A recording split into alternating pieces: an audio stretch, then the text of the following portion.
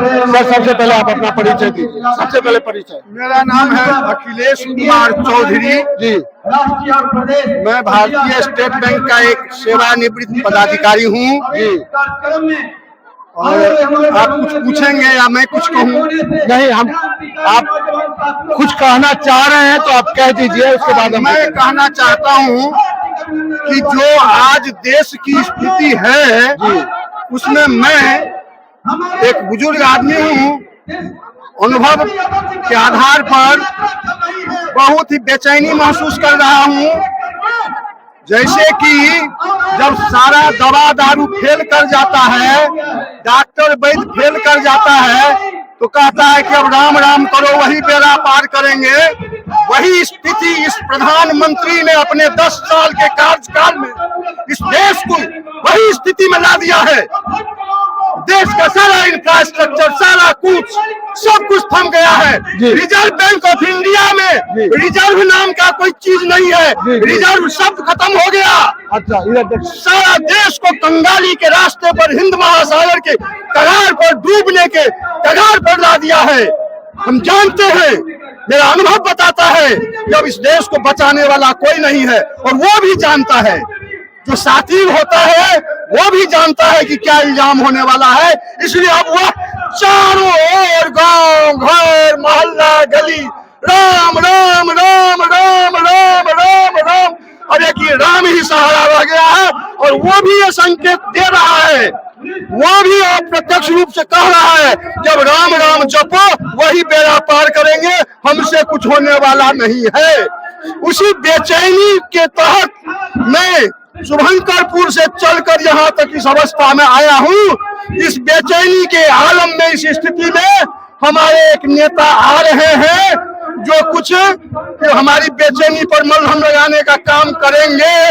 उन्हीं को सुनने के लिए मैं 1 बजे से यहाँ खड़ा हूँ। पैर दुख गया है लेकिन सुन के जाऊंगा। धन्यवाद सर।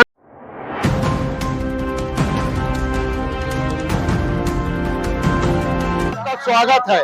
लोकसभा 2024 अपने अपने दावे और जितनी भी नेशनल पार्टी है, अगर पूछा जाए तो 2 बड़ी नेशनल पार्टी है, एक बीजेपी और एक कांग्रेस।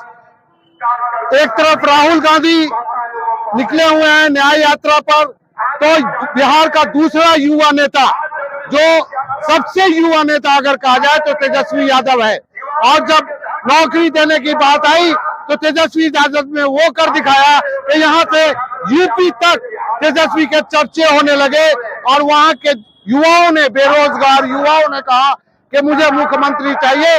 तो तेजस्वी के व्यवहार देख के आप समझ सकते हैं कि कितनी दीवानगी है तेजस्वी यादव की इस मिथिलांचल की धरती पर।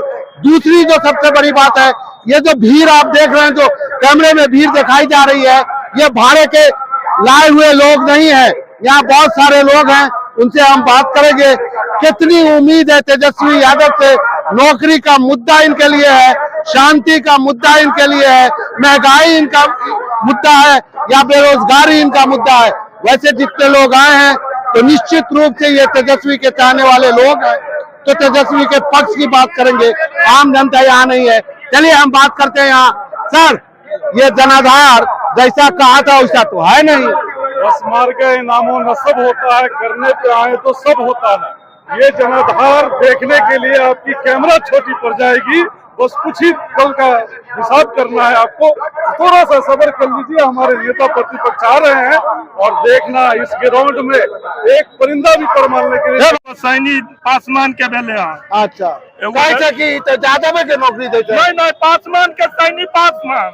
अच्छा, एगो भेले प्रसादी दास के बेटा के, एगो भेले हन मलिक में। अच्छा, तो किए कैसे की यादव का मुसलमान के पार्टी है?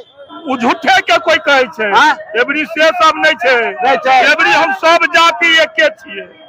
चलिए कुछ युवा है यहाँ पे, उनसे हम बात करते हैं। युवा एक्चुअली तेजस्वी यादव भी युवा है और युवा में उनका क्रेज बढ़ रहा है। तो मैं देखता हूँ कौन युवा पढ़ते हैं। कहाँ पढ़ते हो? इस बार इंटर का एग्जाम दिए। नौकरी मिलेगा? जी मिलेगा, कहाँ नहीं मिलेगा। कौन देगा नौकरी?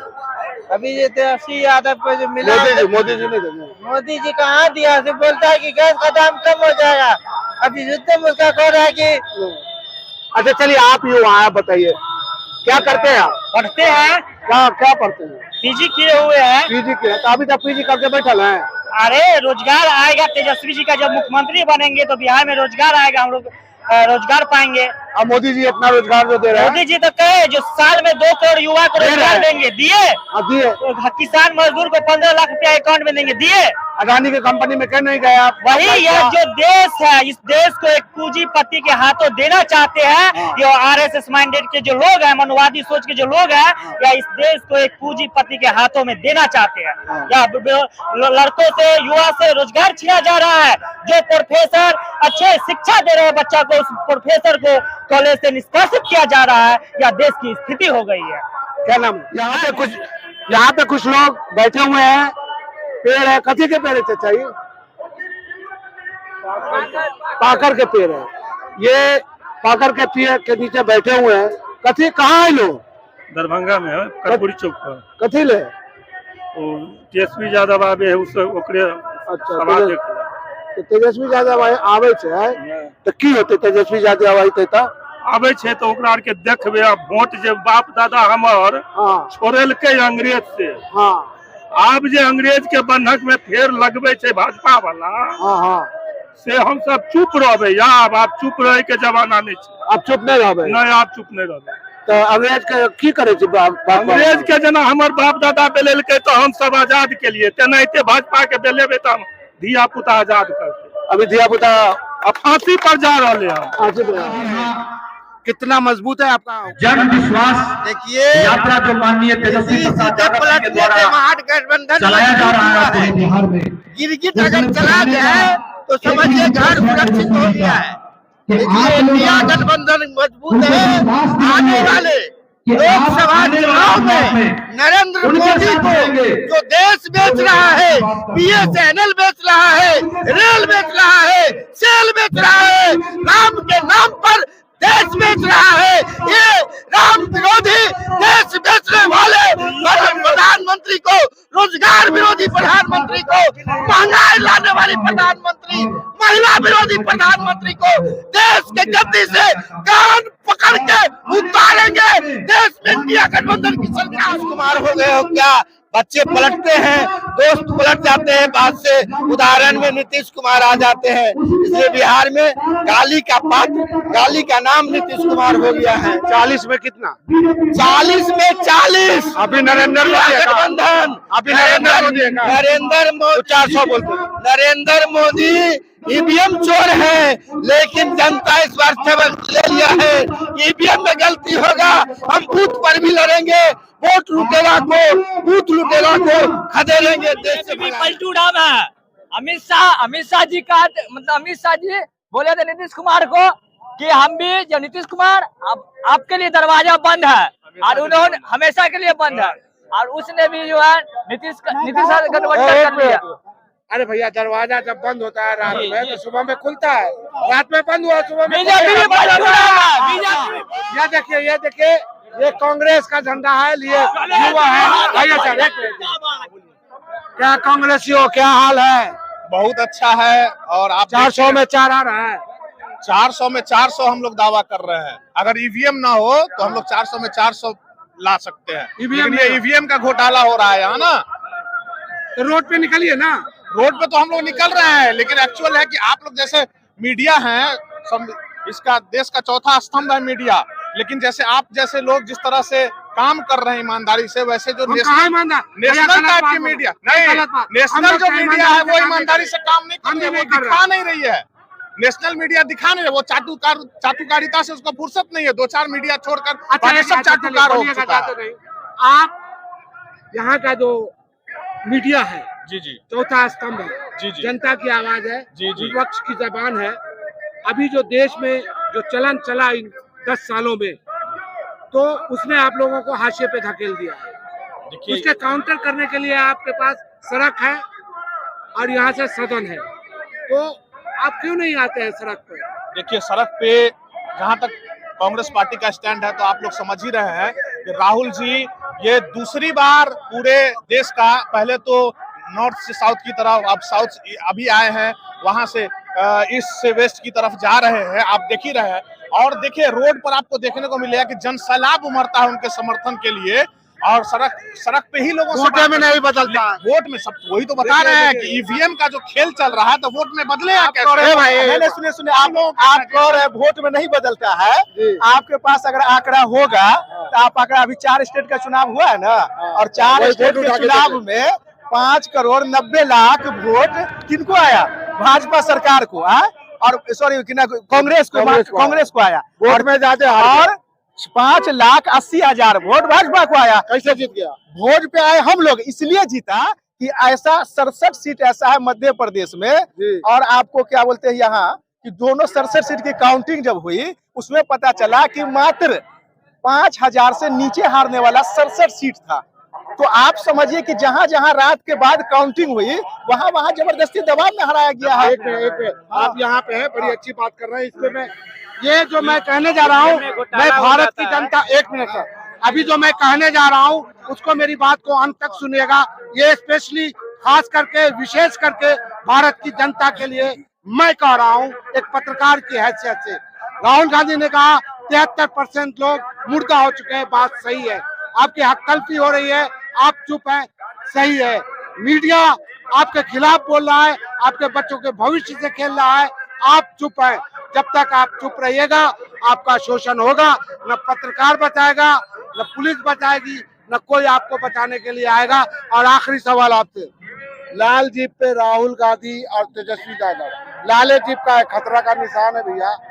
किसके लिए खतरा? लाल जी खतरा का निशान नहीं है। लाल गाड़ी आप सुने होंगे कि जब ट्रेन आता था तो लोग कहते हैं कि लाल झंडा दिखाएगा तो ट्रेन रुक जाएगा। तो ये जो भाजपा की ट्रेन है, जो कहते हैं कि इतनी तेज है कि रुकने वाली नहीं है, तो यह लाल गाड़ी वो संदेश दे रही है कि यह महागठबंधन का लाल गाड़ी है कि यही भाजपा के ट्रेन को रोकेगा।